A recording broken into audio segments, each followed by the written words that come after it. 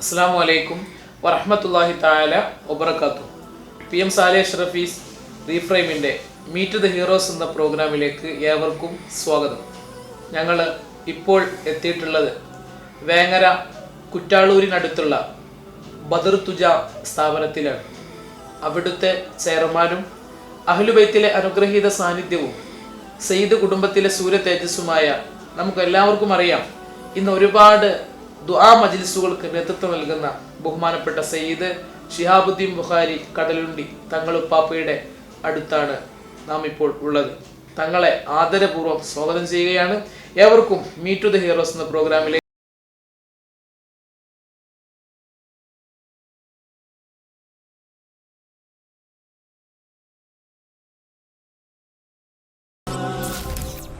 അസ്സലാമു അലൈക്കും വറഹ്മത്തുള്ളാഹി വബറകാതുഹു. ഞങ്ങൾ ഇങ്ങനൊരു പ്രോഗ്രാമിൽ ഇറങ്ങി തിരിച്ചിരിക്കുന്നത് PM സാലിഹ് അഷ്റഫി റീഫ്രെയിം എന്ന ഒരു കൗൺസിൽ സെൻറ്ററിൻ്റെ കീഴിൽ ഇന്ന് ഒരുപാട് ആളുകൾക്ക് ഞങ്ങൾ ഒരു റിസർച്ച് നടത്തിയ അടിസ്ഥാനത്തിൽ ഒരുപാട് ആളുകൾക്ക് പല വിധത്തിലുള്ള കഴിവുകളുണ്ട്. പക്ഷേ പലരും കരുതുന്നത് എന്നെക്കൊണ്ട് അതിന് സാധിക്കൂല, അല്ലെങ്കിൽ ഞാൻ അതിന് കഴിവില്ലാത്തവരാണ് എന്നിങ്ങനെ ചിന്തിച്ചിട്ട് എല്ലാത്തിൽ നിന്നും പിന്മാറുന്നൊരവസ്ഥ പൊതുവെ കുറച്ചു കാലം ഈ ഒരു ഇതിൽ പഠനം നടത്തിയ അടിസ്ഥാനത്തിൽ മനസ്സിലായ ഒരു കാര്യമാണ്. അപ്പോൾ പല കുട്ടികളോട് സംസാരിക്കുന്ന സമയത്ത് അവർ പറയാറുണ്ട്, എനിക്ക് ഇന്ന ആളുകളെ പോലെ ആവണം, അല്ലെങ്കിൽ ഇന്ന തങ്ങളെ പോലെ ആവണം, അവരെ പോലെ എനിക്ക് പ്രശസ്തം എനിക്ക് പറ്റണം, പക്ഷെ എങ്ങനെയാണ് ആവേണ്ടത് എനിക്കറിയില്ല എന്നൊക്കെ അങ്ങനെ ഒരുപാട് പഠനങ്ങൾ നടത്തിയ സമയത്ത് ഞങ്ങൾക്കറിയാൻ സാധിച്ചിട്ടുണ്ട്. അതുകൊണ്ട് തന്നെ ഞങ്ങൾ വിജയികളുടെ പിന്നാവഴികൾ മീറ്റ് ടു ദ ഹീറോസ് എന്ന യാത്ര ഞങ്ങൾ തുടങ്ങിയിരിക്കുകയാണ്. അപ്പോൾ ഞങ്ങൾ ഇപ്പോൾ എത്തിയിരിക്കുന്ന ബഹുമാനപ്പെട്ട തങ്ങളുപ്പാപ്പൻ്റെ അടുത്താണ്. തങ്ങളുടെ വിശേഷങ്ങളും കാര്യങ്ങളും എന്തെല്ലാമാണ്? അൽഹംദുലില്ലാ, വളരെ സന്തോഷം. അൽഹംദുലില്ലാ, ഫാമിലി ബഹുമാനപ്പെട്ട സയ്യിദ് അഹമ്മദ് ബുഖാരി ഖദ്ദസുല്ലാഹു സിർറഹു അവരാണ് ഞങ്ങളുടെ ഉപ്പ. ഉപ്പാക്ക് 5 ആമക്കളാണുള്ളത്. ബഹുമാനപ്പെട്ട മർഹൂം സയ്യിദ് ഉമറുൽ ഫാറൂഖ് അൽ ബുഖാരി അവർ വഫാത്തായി. ബദർ സാദാത്ത് സയ്യിദ് ഇബ്രാഹിം ഖലീൽ ബുഖാരി തങ്ങൾ, സയ്യിദ് ഇസ്മായിൽ ബുഖാരി, സയ്യിദ് അബ്ദുല്ല ഹബീബ് റഹ്മാൻ ബുഖാരി, പിന്നെ 3 പെങ്ങന്മാരിലൊരു പെങ്ങൾ ഈ അടുത്ത് വഫാത്തായി. ഭാര്യ, 6 മക്കൾ, 4 ആൺമക്കൾ, 2 പെൺമക്കൾ. സയ്യിദ് മുഹമ്മദ് ഉമറുൽ ഫാറൂഖ് അൽ ബുഖാരി, സയ്യിദത്ത് സജില സഹറ ബീവി, സയ്യിദ് അഹമ്മദ് ബദറുദ്ദീൻ, സയ്യിദത്ത് സജില ബീവി, സയ്യിദ് അഹമ്മദ് റബി അൽ ബുഖാരി. തങ്ങളെ എത്രാമത്തെ മോനാണ്? മൂന്നാമത്തെ. ഞാൻ ഉപ്പയുടെ 5ാമത്തെ മോനാണ്. ഖലീൽ തങ്ങളെ നേരെ അനിയനാണോ അല്ലെങ്കിൽ? അവരെ ഖലീൽ തങ്ങൾക്കും നമുക്ക് ഇടയിൽ 2 പേരുണ്ട്. 2 പേരുണ്ട്. സയ്യിദ് ഇസ്മായിൽ ബുഖാരി, സയ്യിദ് അബ്ദുല്ല ബുഖാരി. അൽഹംദുലില്ലാ, ഒരനുഗ്രഹീത കുടുംബത്തിൽ ജനിക്കാൻ ഭാഗ്യം ലഭിച്ചു. അല്ലാഹു തആല വലിയൊരു അനുഗ്രഹമാണ് ചെയ്തിട്ടുള്ളത്. പ്രത്യേകിച്ച് ഉപ്പ നമ്മോടൊക്കെ പറയാറുണ്ട്, ഖിയാമത്ത് നാൾ വരെ ശുക്രിൻ്റെ സുജൂദ് ചെയ്താലും മതിയാകില്ല, അള്ളാഹുവിൻ്റെ ഹബീബ് സല്ലല്ലാഹു അലൈഹി വസല്ലം അവിടുത്തെ കുടുംബത്തിലൊരംഗായി എന്നുള്ളത് ആ ഒരു ഓർമ്മ നമുക്കൊക്കെ എപ്പോഴും വേണമെന്ന് ഉപ്പ എപ്പോഴും പറയാറുണ്ട്. എൻ്റെ 7ാമത്തെ വയസ്സിലാണ് ഉപ്പ വഫാത്താകുന്നത്. 7ാമത്തെ വയസ്സിൽ വഫാത്തായതുകൊണ്ട് എനിക്ക് കൂടുതൽ മറ്റു കാക്കാരെ പോലെ ഉപ്പയെ അനുഭവിക്കാൻ കഴിഞ്ഞിട്ടില്ല. എങ്കിലും ഉപ്പയെ ഈ സമയത്ത് എനിക്ക് ഏത് സമയത്ത് ഓർക്കുമ്പോഴും ഇന്ന് എന്തെങ്കിലും ഒരു അനുഗ്രഹം നമുക്കുണ്ടെങ്കിൽ അത് ഉപ്പയുടെ പ്രാർത്ഥനയാണെന്ന് ഉറച്ചു വിശ്വസിക്കുന്നു. തങ്ങളുടെ ആ ഒരു ചെറുപ്പകാലം, അതായത് ഒരു 7 വയസ്സ് മുതൽ ആ സമയത്ത് തങ്ങളുപ്പാപ്പാൻ്റെ ഉപ്പ മരണപ്പെട്ടു. ആ ഒരു സമയം മുതലുള്ള തങ്ങളുടെ ഒരു ജീവിതം എങ്ങനെയായിരുന്നു തുടർന്നുണ്ടായിരുന്നത്? ഉപ്പ വഫാത്തായെങ്കിലും ഇക്കാക്കമാർ സ്വന്തം മക്കളെ പോലെ ഏറ്റെടുത്ത് നമ്മെ നോക്കി എന്നത്. ഉപ്പ വഫാത്തായ ഉടനെ അന്ന് 7 വയസ്സ് പ്രായമല്ലേ ഉള്ളൂ. ഉപ്പ വഫാത്തായ ഉടനെ കാക്കമാർ വിളിച്ചിട്ട് പറഞ്ഞത്, ഇതുവരെ ഉപ്പ തന്നെയല്ലേ നോക്കാനുണ്ടായിട്ടുള്ളൂ, ഇനി ഉപ്പ മാത്രമല്ല ഞങ്ങളെല്ലാവരും ഒന്നിച്ച് നോക്കുന്നതാണ്. ആ ഒരു വിഷമം ഞാൻ അറിഞ്ഞിട്ടില്ല. മർഹൂം ഉമറുൽ ഫാറൂഖ് തങ്ങൾ വിശുദ്ധ ഹറമിൽ വെച്ച് ഒരു ഹജ്ജ് വേളയിൽ, അന്ന് എല്ലാ ഇക്കാക്കാരും ഹറമിലുണ്ട്, വ്യത്യസ്ത ഗ്രൂപ്പുകളിൽ വന്നവരാണ്. ഉമറുൽ ഫാറൂഖ് തങ്ങൾ വേറൊരു ഗ്രൂപ്പിൽ, ഖലീൽ തങ്ങൾ മറ്റൊരു ഗ്രൂപ്പിൽ, എല്ലാവരും എല്ലാ ഗ്രൂപ്പിൻ്റെയും ലീഡർമാരായിട്ട് അമീർമാരായി വന്നവരാണ്. അന്ന് എന്നോട് ചോദിച്ചു, നിങ്ങളുടെ എത്രാമത്തെ വയസ്സിലാണ് ഇപ്പോൾ വഫാത്തായത്? ഞാൻ പറഞ്ഞു, 7ാമത്തെ വയസ്സിലാണ് വഫാത്തായത്. നിങ്ങൾക്കൊന്നും ഇപ്പോൾ വേണ്ട പോലെ മനസ്സിലാക്കാൻ കഴിഞ്ഞില്ലല്ലോ എന്ന് തങ്ങൾ പറഞ്ഞു. ഉപ്പ 70 ഹജ്ജിന് വന്നൊരു അനുഭവമുണ്ട്. അന്ന് ഉപ്പ മാസങ്ങൾ നീണ്ടു നിൽക്കുന്ന ഹജ്ജാണ് അക്കാലത്ത്. ഉപ്പാക്ക് എല്ലാ ദിവസവും എല്ലായ്പ്പോഴും ഹിദ്മ ചെയ്ത പ്രായമുള്ള ഒരു ഹാജിയുടെ പേര് പറഞ്ഞു അവർ ഉപ്പയെക്കുറിച്ച് പറഞ്ഞൊരു കാര്യമുണ്ട്. ഉപ്പ രാത്രി ഇശ കഴിഞ്ഞാൽ വേഗം കിടന്ന് രാത്രി ഒരു 12:30 1 മണിയാകുമ്പോഴേക്ക് ഹറമിലെത്തും. സുബിഹി വരെ കഅബത്തിൻ്റെ അരികിൽ വെച്ച് കരഞ്ഞ് ദുആ ചെയ്യും. മക്കളെ വലിയ തൗഫീഖുള്ളവരാക്കണം, മുവഫ്ഫഖീങ്ങളാക്കണം, മക്കൾക്കൊക്കെ 2 ഹറമയിൽ വരാനുള്ള തൗഫീഖ് ഉണ്ടാകണം, അവരൊക്കെ നമുക്കൊന്ന് ദുആ ചെയ്യുന്നവരാണ്. എപ്പോഴും നമ്മൾ ഓർക്കുന്ന, നമുക്ക് വേണ്ടി ദുആ ചെയ്യുന്ന മക്കളാക്കി മാറ്റണം എന്ന് ഉപ്പ ദുആ ചെയ്യുന്നത് ഞാൻ കേട്ടതാണ്. ഇന്ന് ഞാൻ ഓർക്കുന്ന ഒരു കാര്യം, ശവ്വാൽ മാസത്തിൻ്റെ തുടക്കത്തിൽ ഉപ്പ നമ്മളെ കൈപിടിച്ച് മദ്രസയിലേക്ക് കൊണ്ടുപോയ രംഗം. ശവ്വാൽ മാസത്തിൽ നമ്മുടെ എല്ലാ പഠനത്തിൻ്റെയും ആരംഭം, എല്ലാ വർഷവും ആരംഭം ഉണ്ടാക്കുമ്പോൾ 2ാം ക്ലാസ്സിലും 3ാം ക്ലാസ്സിലൊക്കെ ഉപ്പ ഇത് മദ്രസൻ്റെ തുടക്കമാണ്, നമ്മുടെ ഈ വർഷത്തെ പഠനത്തിൻ്റെ തുടക്കമാണ്, നമുക്ക് ദുആ ചെയ്തിട്ട് തുടങ്ങുക എന്ന് പറഞ്ഞ് പ്രത്യേകം അതൊക്കെ ഒരു പ്രാധാന്യത്തോടു കൂടെ കണ്ട് ഉപ്പ ദുആ ചെയ്യുന്നത്. അതോടൊപ്പം ഇപ്പോൾ മരിക്കുന്നതിൻ്റെ തലേ ദിവസം ഉപ്പൻ്റെ കൈപിടിച്ച് ഉപ്പൻ്റെ ഉപ്പ പള്ളിയിൽ പോയത്, അന്ന് പള്ളിയിലെ മൗലിദിൻ്റെ സദസ്സിൽ ഇപ്പോൾ പങ്കെടുത്ത്, അത് കഴിഞ്ഞ് ഉപ്പ നിസ്കാരം കഴിഞ്ഞ് മദ്രസയിലേക്ക് വരുന്നു. കുട്ടികളൊക്കെ മദ്രസയിലേക്ക് നിസ്കാരം കഴിഞ്ഞ് മദ്രസയിലെത്തുന്നു. അല്ലല്ല, ഉപ്പ നാട്ടിലെ ഖാദിയാണ്. ഉപ്പ അവസാന ഘട്ടത്തിൽ ഉപ്പ കരുവന്തിരുത്തി ഭാഗത്തൊക്കെ ആയിരുന്നു ഉപ്പൻ്റെ സേവനം ഉണ്ടായിരുന്നത്. പിന്നെ കരുവന്തിരുത്തി, കോടമ്പഴ, ചാലിയം, കടലുണ്ടി ഇങ്ങനെയുള്ള പ്രദേശങ്ങളൊക്കെ ഉപ്പയുടെ നേതൃത്വത്തിലായിരുന്നു. മരിക്കുന്നതിൻ്റെ തലേ ദിവസം ഉണ്ടായ ഒരുപാട് കാര്യങ്ങൾ അനുഭവിക്കാൻ കഴിഞ്ഞിട്ടുണ്ട്. അനുഭവിച്ച ഒരു കാര്യം, മദ്രസയിലേക്ക് ഉപ്പ വന്ന് കുട്ടികളോട് ചോദിക്കുന്നു, മക്കളെ നമുക്ക് അഷ്റഖ ബെയ്ത്ത് ചെല്ലുകയല്ലേ? ഉപ്പാൻ്റെ കയ്യിലേക്ക് എല്ലാവരും നോക്കുന്നു. അപ്പോൾ ഒരുപാട് മിഠായി മധുരപലഹാരങ്ങളൊക്കെ ഉണ്ട്. അവിടെ വന്ന് ഉപ്പ മൗലിദ് ഓതി അഷ്റഖ ചൊല്ലി വീണ്ടും വീട്ടിലേക്ക് വരുന്നു. റബീഉൽ അവ്വൽ മാസത്തിലാണ്, അവസാനത്തെ ആഴ്ചയിലാണ്, ഉപ്പ മരിക്കുന്നതിൻ്റെ തലേ ദിവസമാണ്. ഉപ്പ വീട്ടിൽ വന്നിട്ട് പറയുന്നു, നമുക്ക് ഒരു മൗലിദ് ഓതാ. പതിവ് പോലെ പറയണേ, എല്ലാ ദിവസവും ഉപ്പ റബീഉൽ അവ്വൽ പള്ളിയിലെ മൗലിദിൽ പങ്കെടുത്താലും മദ്രസയിലെ മൗലിദിൽ പങ്കെടുത്താലും ഉപ്പ വീട്ടിൽ വെച്ച് മൗലിദ് ഓതും. അങ്ങനെ ആ മൗലിദിലൊക്കെ പങ്കെടുത്ത് പിറ്റേ ദിവസം ഉപ്പ എണീറ്റ് സുബഹിക്ക് ചാലിയം ജമാഅത്ത് പള്ളിയിൽ ഉപ്പ സ്ഥാപിച്ച മൗലിദിൻ്റെ സദസ്സാണ്. ധാരാളം അരിമീങ്ങളും സാദാത്യങ്ങളൊക്കെ പങ്കെടുത്തിട്ട് റബീഉൽ അവ്വലിനോടുള്ള യാത്ര ഒരു മൗലിദ് കൊണ്ടാവട്ടെ എന്ന നിലക്ക് ഉപ്പ സ്ഥാപിച്ചതാണ്. ആ സദസ്സിലേക്ക് പോവുകയാണ്. ചാരിയത്തെ സദസ്സിനെ കുറിച്ച് പറഞ്ഞ്, ചാരിയം പള്ളിയിലെ മജ്ലിസിനെ നമ്മൾ സ്ഥാപിച്ച സദസ്സ്, നമ്മൾ ആ സദസ്സിൽ എന്തായാലും പങ്കെടുക്കണം. ശാരീരികമായിട്ട് ചെറിയൊരു അസ്വസ്ഥതൊക്കെ പറഞ്ഞിട്ടുണ്ട്, എങ്കിലും ഉപ്പ ആ സദസ്സിൽ പോയി സദസ്സിൽ പങ്കെടുത്ത് സദസ്സിൽ ദുആ കഴിഞ്ഞ് ഒരല്പസമയം കഴിഞ്ഞ് വേദന വന്ന് ഉപ്പ മരണപ്പെടുകയാണ്. ഉപ്പാൻ്റെ ആ ഒരു തങ്ങൾ അനുഭവിച്ച ആ ഒരു സമയങ്ങളിൽ ഉപ്പാൻ്റെ നല്ലൊരു വാക്ക്, ഏതൊരാളുടെ വ്യക്തികളിൽ വാപ്പയിൽ നിന്നൊരു മോട്ടിവേഷൻ വാക്ക് ഉണ്ടാവും എപ്പോഴും. തങ്ങളുടെ ഓർമ്മയിൽ ഉപ്പയിൽ നിന്ന് കിട്ടിയ നല്ലൊരു വാക്ക് അല്ലെങ്കിൽ അങ്ങനെ എന്തെങ്കിലും തങ്ങളുടെ ഓർമ്മയിലുണ്ടോ? ഉപ്പ ഇപ്പം നമ്മൾ ദുആ മജ്ലിസുകൾക്ക് നേതൃത്വം എപ്പോഴും കൊടുക്കുന്നവരാണ്. ഉപ്പ പറയുന്നത് കേട്ടിട്ടുണ്ട്, ദുആ കൊണ്ടേ എല്ലാം നേടാൻ കഴിയുള്ളൂ, പ്രാർത്ഥന കൊണ്ടേ എല്ലാം നേടാൻ കഴിയുള്ളൂ, പ്രാർത്ഥന കൊണ്ട് എല്ലാ വിജയത്തിൻ്റെയും രഹസ്യം ആത്മാർത്ഥമായ പ്രാർത്ഥനയാണ് എന്ന് ഉപ്പ പറയാറുണ്ട്.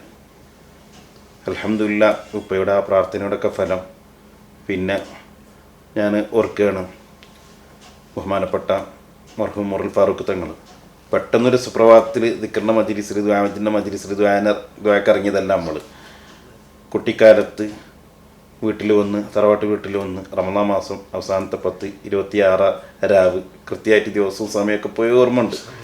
ഉമറുൽ ഫാറൂഖ് തങ്ങൾ പറഞ്ഞു, ഇന്ന് എനിക്കൊരു പരിപാടി ഉണ്ട്, നമുക്കൊന്നിച്ച് പോകാമെന്ന് പറഞ്ഞു.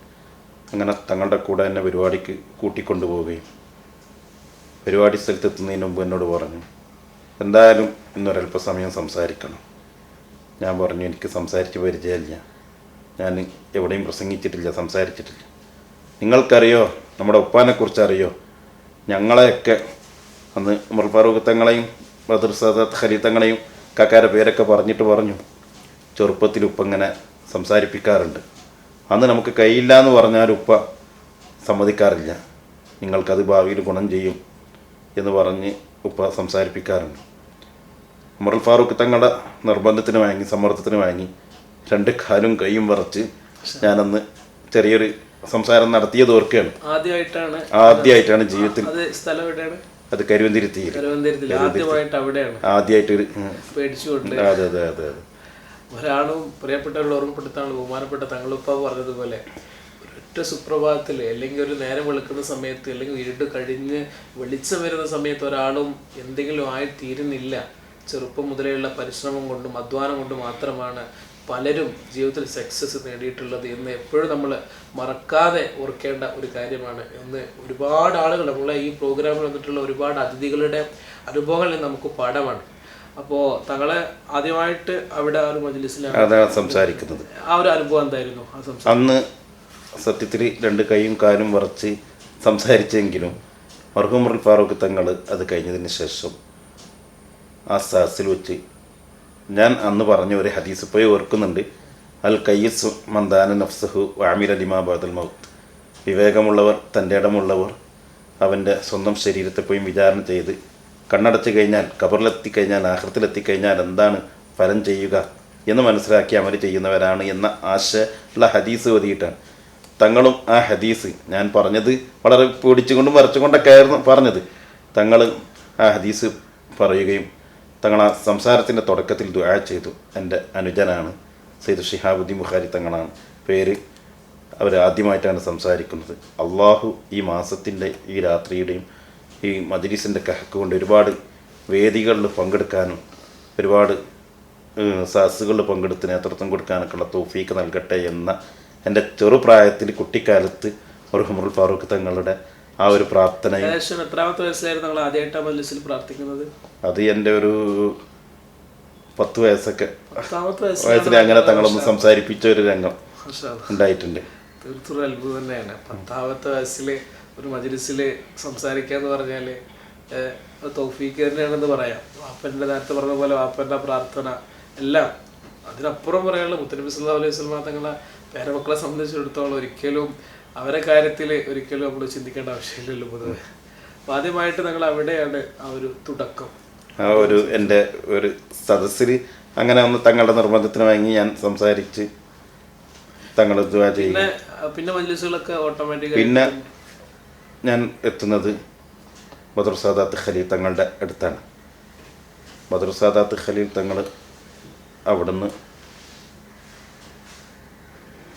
പഠനം, അന്ന് മഅദിൻ സ്ഥാപനം വരുന്നതിൻ്റെ മുമ്പ് മഅദിൻ്റെ തൊട്ടടുത്ത് മഹലിൽ ആയിരുന്നു തങ്ങളുണ്ടായിരുന്നു. ആ ദർസിലാണ് ഞാൻ ചേരുന്നത്. ആദ്യത്തെ ഉസ്താദ് ഖലീൽ തങ്ങളാണ്. അതെല്ലാം ഇപ്പോഴും ഒരു ഓർമ്മ ഉണ്ട്. ശവ്വാൽ മാസം കടലുണ്ടി മഹലിലുള്ളവരും പരിസര മഹലിലുള്ളവരും എല്ലാവരും ശവ്വാൽ മാസം ദർസ് തുടങ്ങുന്ന ദിവസം തങ്ങളുടെ അടുത്ത് നമ്മുടെ തറവാട് വീട്ടിൽ വരും. തങ്ങൾ ഉപ്പൻ്റെ ഖബറിനരികിൽ ചെന്ന് പൊട്ടിക്കരഞ്ഞിട്ട് ദിയാർത്ത് ചെയ്തിട്ടാണ് തങ്ങൾ ദർസിലേക്ക് യാത്ര തിരിക്കാറുള്ളത്. ബഹുമാനപ്പെട്ട ഖലീൽ തങ്ങൾ ഉപ്പാപ്പയുടെ ദർസിലാണ് തങ്ങൾ ആദ്യമായിട്ട് പഠിച്ചിട്ടുള്ളത്. എങ്ങനെയായിരുന്നു ആ ദർസ് ജീവിതത്തിലൊക്കെ? എന്താണ്, സ്വന്തം ഇക്കാക്കയാകുമ്പോൾ തങ്ങളെ സംബന്ധിച്ചിടത്തോളം പറയുകയാണെങ്കിൽ ആ ഒരു ദർസിൽ ജീവിതത്തിൽ ഉസ്താദിൻ്റെ സ്ഥാനം അല്ലെങ്കിൽ ജ്യേഷ്ഠൻ്റെ എങ്ങനെയായിരുന്നു ആ ഒരു സമയങ്ങളൊക്കെ? അന്നത്തെ ഒരു മാസികയിൽ കേരളത്തിലെ മാതൃകാ ദർസ് എണ്ണിയ കൂട്ടത്തിൽ 1ാം സ്ഥാനത്ത് എണ്ണിയ ദർസായിരുന്നു അന്ന്. തങ്ങളുടെ ഒരു പ്രത്യേകത, അന്ന് നമ്മൾ പഠിക്കുന്ന കാലത്ത് 118 വിദ്യാർത്ഥികൾ മുതഅല്ലിമീങ്ങളും 250 സ്വദേശി വിദ്യാർത്ഥികളുണ്ട്. തങ്ങളവറുകൾ എന്നോട് പറഞ്ഞത്, വീട്ടിൽ ഇക്കാക്കയാണ്, ഇവിടെ ഉസ്താദാണ്. ഇത്രയും വിദ്യാർത്ഥികളൊക്കെ ഉണ്ടാകുമ്പോൾ അനുജനായപ്പോൾ കാക്ക ഒന്നും പറയുന്നില്ല, വീട്ടിലുള്ളതിനേക്കാളും ഒന്ന് കണിശായിട്ടായിരിക്കും ഇവിടെ ഉണ്ടാവുക എന്ന് ആദ്യമേ പറഞ്ഞു തന്നിട്ടുണ്ട്. അന്നത്തെ ദർശ ജീവിതം ഒരു മറക്കാൻ കഴിയാത്തൊരു അനുഭവമാണ്.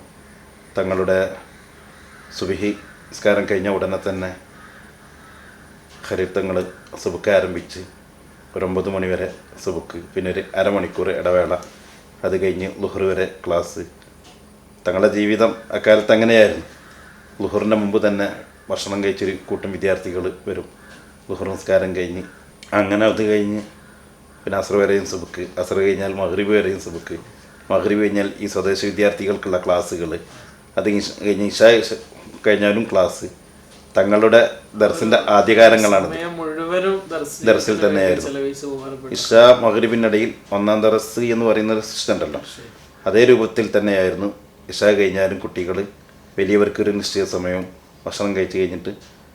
അപ്പോൾ അത് മാതൃകാ ദർസായിരുന്നു. അന്നത്തെ ജീവിതം മറക്കാൻ കഴിയാത്തൊരനുഭവം. ആ ഒരു ദർസ് ജീവിതത്തിൽ ബഹുമാനപ്പെട്ട ബദർ സ്വാദത്ത് ഖലീൽ തങ്ങളെ ആ ഒരു ഉസ്താദായിരിക്കുന്ന ആ ഒരു സമയത്ത് ഏതൊരു ഉസ്താദിൽ നിന്നും അല്ലെങ്കിൽ ഏതൊരു അധ്യാപകരിൽ നിന്നും ഒരു വിദ്യാർത്ഥിക്ക് മറക്കാൻ പറ്റാത്തൊരു അനുഭവം ജീവിതത്തിൽ ഉണ്ടായിട്ടുണ്ടാവും.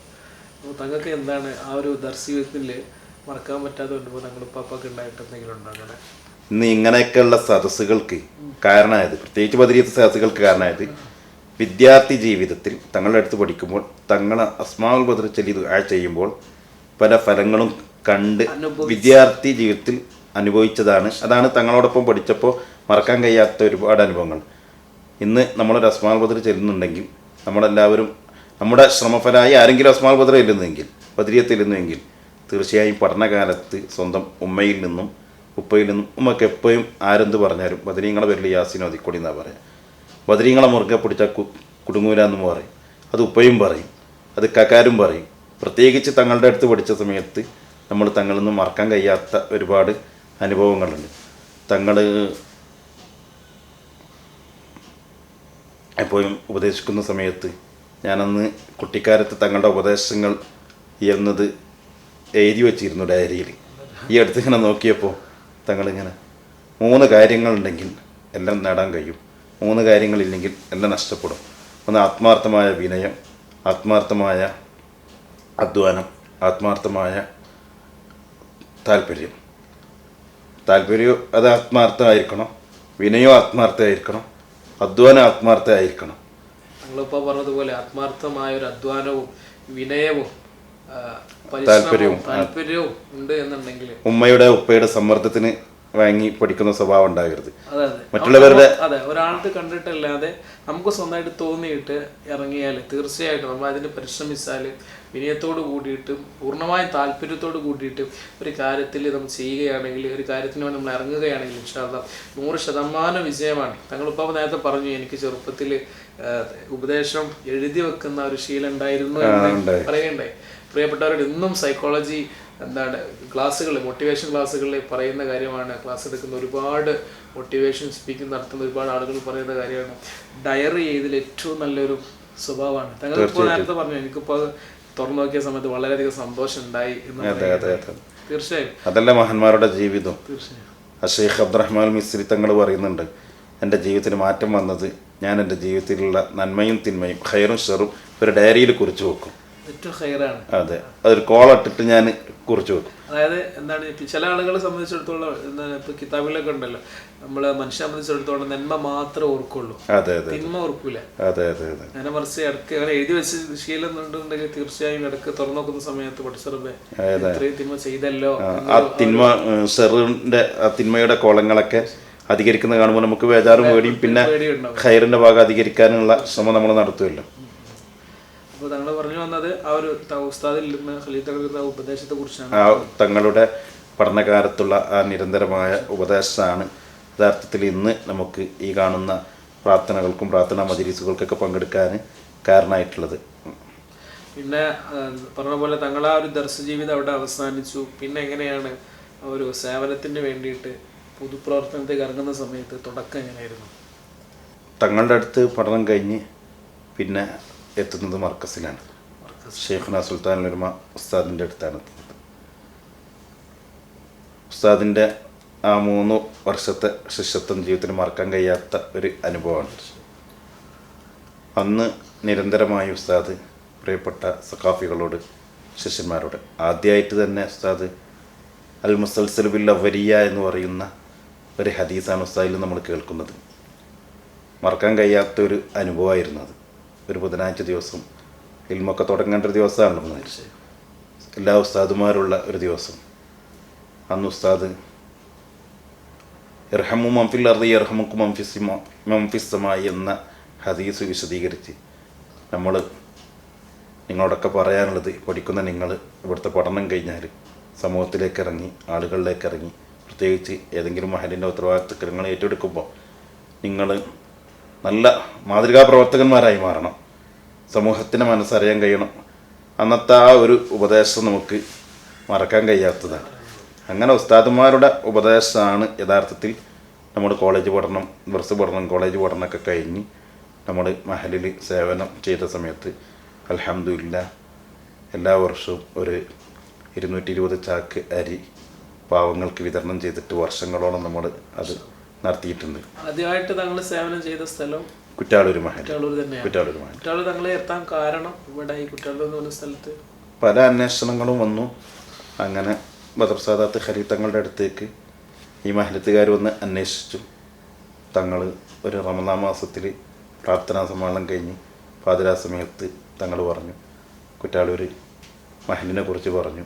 ഒരു കാലത്ത് ഈ കുറ്റാളൂർ പ്രദേശം എന്നത് പ്രാർത്ഥനാ സമ്മേളനം എന്ന് എവിടെയില്ലാത്തൊരു കാലം അന്ന് കുറ്റാളൂർ മഹലിനാണ് നടക്കുന്നത്.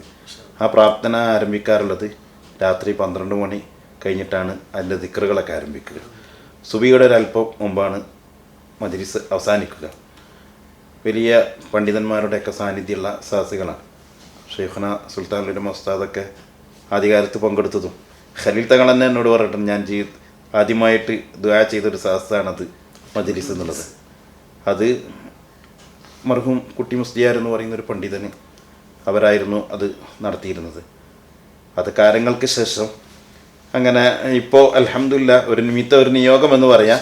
അള്ളാഹു തങ്ങളുടെയൊക്കെ പ്രാർത്ഥനയും ദുആയുടെയൊക്കെ ഫലമായിട്ട് ഇവിടെ അൽഹംദുലില്ലാഹ് ഈ കുറ്റാളൂർ മഹലിൽ നമ്മൾ 21 കുട്ടികളെ കൊണ്ടാണ് ദർസ് ആരംഭിക്കുന്നത്. എന്നോട് പറഞ്ഞു, കമ്മിറ്റിക്കാർ പറഞ്ഞത് 20 കുട്ടികൾ എന്നാണെന്ന്. നിങ്ങൾ 21 വിദ്യാർത്ഥികളുമായിട്ട് ദർസിലേക്ക് പോകാൻ വേണ്ടി ശ്രമിക്കണം. നിങ്ങൾ നന്നായി ദുആ ചെയ്യുക, അള്ളാഹു ഖായിബാക്കൂല. എവിടുന്ന് കുട്ടികളെ കിട്ടുമെന്നൊക്കെ ഞാൻ ചോദിച്ചപ്പോൾ അൽഹംദുലില്ലാഹ് അങ്ങനെ ആരംഭിച്ചു. ഇപ്പോൾ നമ്മൾ കുറ്റാളൂർ മഹൽ പള്ളിയിൽ ഉള്ള ദർസിന് പുറമെ അൽഹംദുലില്ലാഹ് ബദറുദ്ദുജ സ്ഥാപനം ഇങ്ങനെ ഒരു സ്ഥാപനം ആരംഭിക്കാൻ കഴിഞ്ഞു. ധാരാളം വിദ്യാർത്ഥികൾ പഠിക്കുന്നു. അൽഹംദുലില്ലാഹ് ആത്മീയമായ പല വേദികളും സദസ്സുകളൊക്കെ നടക്കുന്നു. അൽഹംദുലില്ലാഹ് ഞങ്ങൾ ഇന്ന് ഒരുപാട് ആത്മീയ മജ്‌ലിസുകളിൽ വേദികളിൽ പങ്കെടുക്കാറുണ്ട്. ഭക്തി നിർബലമായ പ്രാർത്ഥന മജ്‌ലിസുകൾക്ക് നേതൃത്വം നൽകാറുണ്ട്. ആ മജ്‌ലിസിൽ പോകുന്ന സമയത്തൊക്കെ എല്ലാവർക്കും തങ്ങൾ കൊടുക്കുന്ന ഒരു ഉപദേശം എന്താണ്? ഈ കുറ്റാളൂരിലുള്ള ബദ്ർ മൗലിദിൻ്റെ സദസ്സിലായാലും ഒരുപാട് ആളുകൾ പങ്കെടുക്കുന്ന ഇൽമിൻ്റെ വേദിയിലായാലും തങ്ങൾ അവർക്കൊക്കെ കൊടുക്കുന്ന ഒരു ഉപദേശം എന്താണ്? എപ്പോഴും ആത്മീയ സദസ്സുകളെ കുറിച്ച് നമ്മൾ എപ്പോഴും പറയാറുള്ളത്, അത് അല്ലാഹു തആല നമുക്ക് ചെയ്യുന്ന അനുഗ്രഹങ്ങളുടെ കൂട്ടത്തിൽ വലിയൊരു അനുഗ്രഹം. ഇന്ന ദുആ മിൻ അഅ്ളമി മാ അൻഅമല്ലാഹു അലാ ഇബാദി. അല്ലാഹു തആല അടിമകൾക്ക് ചെയ്യുന്ന നിഅമത്തുകളുടെ കൂട്ടത്തിൽ വലിയ നിഅമത്താണ് ദുആ എന്നുള്ളത്. ആത്മീയ സദസ്സുകളെ കുറിച്ച് നമ്മൾ പറയുന്നത് ഇതൊക്കെ ഒരു അവസരമാണ്. അവസരങ്ങൾ ലഭിക്കുമ്പോൾ ഉപയോഗപ്പെടുത്തണം. അത് ഉപയോഗപ്പെടുത്തിയില്ലെങ്കിൽ എപ്പോഴാണ് മരണം സംഭവിക്കുക എന്ന് പറയാൻ പറ്റില്ല. നമ്മളെപ്പോഴും ഞാൻ എപ്പോഴും ചിന്തിക്കുന്ന ഒരു കാര്യമാണ്, ബഹുമാനപ്പെട്ട ഷെയ്ഖ് ജീലാനി ഖദ്ദസുല്ലാഹു സിർറഹു അവിടുത്തെ ശിഷ്യന്മാർ ഞങ്ങൾക്കൊരു ഉപദേശം തരണം എന്ന് പറഞ്ഞപ്പോൾ അവിടെ നിന്ന് ഒരു ഹദീസ് പഠിപ്പിച്ചു കൊടുക്കുകയാണ്. ഹബീബ് സല്ലല്ലാഹു അലൈഹി വസല്ലം തങ്ങൾ പഠിപ്പിച്ച ഒരു ഹദീസ്, മൻ ഫുതിഹ ലക്കും ബാബു മിനൽ ഖൈർ.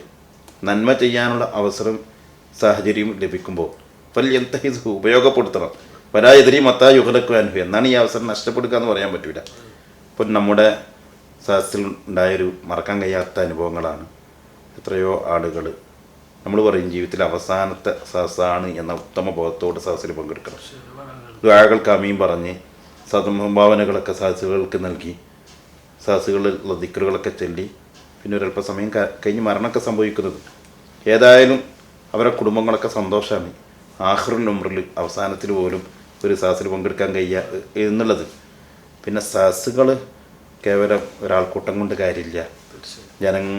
ഒരു വലിയ സംഖ്യ, ഭീമമായ സംഖ്യ ചെലവഴിച്ച് സദസ്സ് സംഘടിപ്പിച്ചിട്ട് കാര്യമില്ല. ആത്മീയമായിട്ട് നമ്മൾ ഉണ്ടല്ലോ മഹാന്മാർ പറഞ്ഞിട്ടുണ്ടല്ലോ, മജ്ലിസുകൾ എന്ന് പറഞ്ഞാൽ സ്വർഗ്ഗപ്പൂന്തോപ്പാണ്. അല്ല, ഇന്നലില്ലാഹി ഫിദ്ദുനിയ ജന്ന, ഈ ഭൂമിയിൽ പ്രത്യേകമായ സ്വർഗ്ഗപ്പൂന്തോപ്പുണ്ട്. ഒമൻ ദഖല, അതിൽ പ്രവേശിച്ചവരെ യത്തീബ് ജീവിതം നന്നായിത്തീരും. അല്ല, അറിയണം, ഹെയ മജാലിസു ദിക്ർ, അത് ദിക്റിൻ്റെ വസ്വലാത്തി ദുആൻ്റെ മജ്ലിസാണ്. അപ്പം നമ്മുടെ ആത്മീയ മജ്ലിസുകൾ പങ്കെടുക്കുന്നവർ അവരുടെ മനസ്സിനും ജീവിതത്തിനും ഒക്കെ ഒരു മാറ്റം സംഭവിക്കുക, പരിവർത്തനം ഉണ്ടാക്കുക. അൽഹംദുലില്ലാ, സന്തോഷം അറിയിക്കുകയാണ്. ഇവിടെ വെള്ളിയാഴ്ച ബദർമൗലിൻ്റെ സദസ്സിൽ പങ്കെടുത്ത് ദുആയെല്ലാം കഴിഞ്ഞ് ആളുകളൊക്കെ കണ്ട് ഏറ്റവും അവസാനം കാണുന്ന ചെറുപ്പക്കാരനോട് പറയാം, ഞാൻ ഇന്നലെ വരെ മദ്യപിച്ചിട്ടുണ്ട്, തുറന്ന് പറയാം. ഇന്നത്തെ ദുആയും സദസ്സിലൊക്കെ പങ്കെടുത്തപ്പോൾ ഞാൻ തീരുമാനിക്കുകയാണ്, ഇനി ഞാൻ മദ്യപിക്കില്ല. ഇങ്ങനെ അൽഹംദുലില്ലാ ഒരുപാട് ആളുകൾ പല കാര്യങ്ങളും നമ്മോട് പ്രാർത്ഥനാ സദസ്സ് കഴിഞ്ഞ് ദുആ സദസ്സ് കഴിഞ്ഞ് പറയുന്നത് നമ്മുടെ ജീവിതത്തിൽ മറക്കാൻ കഴിയാത്ത ഒരു അനുഭവമാണ്. അൽഹംദുലില്ലാ സുമ്മ അൽഹംദുലില്ലാ. ബഹുമാനപ്പെട്ട തങ്ങളുപ്പാപ്പയുടെ ഒരുപാട് അനുഭവങ്ങൾ നമുക്ക് പറയാൻ സാധിച്ചു. അല്ലാഹു സുബ്ഹാനഹു വ തആല ബഹുമാനപ്പെട്ട സയ്യിദ് അവറുകൾക്ക് ആഫിയത്തുള്ള ദീർഘായുസ് നൽകി അനുഗ്രഹിക്കുമാറാവട്ടെ. അവരുടെ തണലിലായി ദീർഘകാലം ജീവിക്കാൻ നമുക്കും നമ്മോട് ബന്ധപ്പെട്ട എല്ലാവർക്കും അല്ലാഹു തൗഫീഖ് നൽകി അനുഗ്രഹിക്കുമാറാവട്ടെ. ബഹുമാനപ്പെട്ട തങ്ങളുപ്പാപ്പക്ക് ഈ ഒരു PM സാലിഹ് അഷ്റഫി റീഫ്രെയിമിൻ്റെ ഈ കൗൺസിൽ സെൻ്ററിൻ്റെ കീഴിൽ ഇങ്ങനെ ഒരു അനുഭവങ്ങളും പാഠങ്ങളും ജനങ്ങളിലേക്ക് എത്തിക്കണം എന്നാഗ്രഹിച്ചിട്ടാണ് ഈ ഒരു യാത്ര ഞങ്ങൾ തുടങ്ങിയിട്ടുള്ളത്. ബഹുമാനപ്പെട്ട തങ്ങൾക്ക് പ്രിയപ്പെട്ട ജനങ്ങളോട് എന്താണ് പറയാനുള്ള അവസാനമായിട്ട്? അൽഹംദുലില്ലാ, അനുഭവങ്ങൾ വലിയ പാഠശാലയാണ്. വിഡ്ഢികൾക്കത് ഉപകരിക്കില്ല. തീർച്ചയായും വലിയൊരു മാതൃകാപരമായ സേവനമാണ് ഇവിടെ നടത്തിക്കൊണ്ടിരിക്കുന്നത്. ഈ രൂപത്തിലുള്ള അഭിമുഖങ്ങൾ ഒരു വലിയ വിപ്ലവം സമൂഹത്തിലുണ്ടാക്കുമെന്നതിൽ യാതൊരു സംശയവുമില്ല. നമ്മുടെയൊക്കെ ജീവിതത്തിൽ നമുക്കുള്ള അനുഭവങ്ങൾ, മാതാപിതാക്കളുടെ, നമ്മുടെ ഗുരുനാഥന്മാരുടെ, ഉസ്താദുമാരുടെ ആത്മാർത്ഥമായ പ്രാർത്ഥന, നമ്മുടെ മാതാപിതാക്കൾ എപ്പോഴും പറയാറുള്ള കാര്യം, ഉസ്താദുമാരൻ നമുക്ക് എപ്പോഴും ഉപദേശം നൽകാറുള്ള കാര്യം, അതാണ് ഈ സമൂഹത്തോട് ഇത് കേൾക്കുന്ന വീക്ഷിക്കുന്ന എല്ലാവരോടും പറയാനുള്ളത്. ആത്മാർത്ഥമായ താല്പര്യം നമ്മുടെയൊക്കെ കൽബിൻ്റെ അകത്ത്, ഹൃദയത്തിൻ്റെ അകത്ത് ഉണ്ടാവണം. ആത്മാർത്ഥമായ വിനയം നമുക്കുണ്ടാവണം. ആത്മാർത്ഥമായ അധ്വാനം നമുക്കുണ്ടാവണം. എല്ലാറ്റിലും ഇഖ്ലാസ് വേണം, നല്ല നിയത്ത് വേണം. തീർച്ചയായും മാക്കാനലില്ല യബുക്കായില ദഹുർ, അള്ളാഹുവിന് വേണ്ടിയുള്ളത്, ലില്ലാഹിക്ക് വേണ്ടിയുള്ളത് ഖിയാമത്ത് നാൾ വരെ നിലനിൽക്കും. ഓർക്കുകയാണ്, നമ്മൾ കോളേജിലേക്ക് നിന്ന് ഇറങ്ങുന്ന സമയത്ത് നമ്മുടെ മഹലിലും നാട്ടിലുമൊക്കെ സേവനം ചെയ്യുന്നവർ ശ്രദ്ധിക്കേണ്ട കാര്യങ്ങൾ എന്ന് ഉസ്താദുമായി നിർദ്ദേശം നൽകുമ്പോൾ നമ്മോട് പറഞ്ഞ കാര്യം, ലാഹിറം വബാത്തിരൻ ഇഖ്ലാസ്. ഏതൊരു സംരംഭം ചെയ്യുമ്പോഴും ഏതൊരു കാര്യം ചെയ്യുമ്പോഴും ഇഖ്ലാസോടുകൂടെ ചെയ്താൽ തീർച്ചയായും ഇതാ സലഹത്തിൽ മക്കാസിദു ലം യഖ്ബിൽ ഖാസിദു. നമ്മുടെ കസ്ത് നന്നാകുമ്പോൾ, ഒരിക്കലും നമ്മുടെ നിയത്ത്, കരുത്ത് നന്നാകുമ്പോൾ, നമ്മുടെ മനസ്സിലുള്ള ഈ ഒരു പ്രവർത്തനം കൊണ്ട്, ഖിദ്മ കൊണ്ടുള്ള നമ്മുടെ നിയത്ത് നന്നാകുമ്പോൾ എവിടെയും നമ്മൾ പരാജയപ്പെടില്ല. ഇൻഷാ അല്ലാഹ് നമ്മുടെ പ്രമുഖരായ പണ്ഡിതന്മാരുടെയും ആലിമീങ്ങളുടെയൊക്കെ അനുഭവങ്ങൾ നമുക്ക് എന്നെന്നും മാറ്റങ്ങൾ ഉണ്ടാക്കും, യാതൊരു സംശയവുമില്ല. അല്ലാഹു തആല സാലിം അഷ്റഫി അവർക്കും അവരുടെ കുടുംബത്തിനും അവരുടെ കൂടെ ഒപ്പം നിന്ന് പ്രവർത്തിക്കുന്നവർക്കും അവരുടെ എല്ലാ സംരംഭങ്ങളിലും എല്ലാവർക്കും അല്ലാഹു വലിയ ബർക്കത്ത്, മഹാന്മാരായ ബദരീങ്ങളെ ഹക്കുകൊണ്ട്, ബദരീങ്ങളുടെ പേരിൽ നമ്മൾ സംഘടിപ്പിക്കുന്ന മജ്ലിസുകളുടെ ഹക്കുകൊണ്ട് അല്ലാഹു തആല നൽകട്ടെ. എല്ലാ ശ്രോതാക്കളുടെയും ഇത് വീക്ഷിക്കുന്ന എല്ലാവരുടെയും പിന്തുണയും സഹകരണവും ഒക്കെ ഉണ്ടാകണമെന്ന് ഈ സമയത്ത് അറിയിക്കുന്നു. അൽഹംദുലില്ലാ സുമ്മ അൽഹംദുലില്ലാ. എങ്ങനെയാണ് തങ്ങളുപ്പാപ്പാക്ക് നന്ദി പറയേണ്ടതെന്ന് അറിയില്ല, എങ്കിലും അല്ലാഹു സുബ്ഹാനഹു വ തആല ഈ നല്ലൊരു തങ്ങളെ ഏറ്റവും വിലപ്പെട്ട സമയം നമ്മുടെ ഈ ചെറിയൊരു പരിപാടിക്ക് വേണ്ടിയിട്ട് മാറ്റിവെച്ചതിൽ ഒരുപാട് നന്ദിയുണ്ട്, ഒരുപാട് സന്തോഷം തങ്ങൾക്ക് ഈ സമയത്ത് അറിയിക്കുകയാണ്. ഇൻഷാ അല്ലാഹ് മീറ്റ് ടു ദ ഹീറോസ് എന്ന ഈ പ്രോഗ്രാം നിങ്ങൾക്ക് ഒരു അനുഭവമായി, ഒരു പാഠമായി നിങ്ങൾക്ക് ഉൾക്കൊള്ളാം എന്ന്, മീറ്റ് ടു ദ ഹീറോസ് എന്ന ഈ ഒരു പ്രോഗ്രാം ഒരുപാട് അനുഭവങ്ങളും പാഠങ്ങളും നിങ്ങൾക്ക് നൽകിയിട്ടുണ്ട് എന്ന് തന്നെയാണ് ഞങ്ങളുടെ വിശ്വാസം. ഇൻഷാ അല്ലാഹ് അടുത്ത എപ്പിസോഡിൽ പുതിയ അതിഥിയുമായിട്ട് വീണ്ടും കാണാം.